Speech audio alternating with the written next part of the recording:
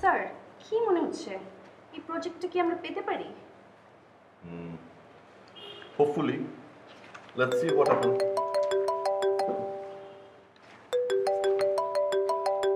আমি জানতাম আমার ওয়াইফ ফোন করবে, কারণ তোমাকে আর আমাকে ওর ফ্রেন্ড রাস্তায় দেখেছে। কেন স্যার, কোনো প্রবলেম? না না, কোনো প্রবলেম নেই, এমনি বললাম। হ্যালো। হ্যালো, কোথায় তুমি? অফিসেই, একটু পরে সোনারগাঁতে মিটিং আছে, ওখানে যাব। কেন? তোমার সাথে কে? ও, আমি আর আমার পিএস রাফসা। ও আচ্ছা, ওকে।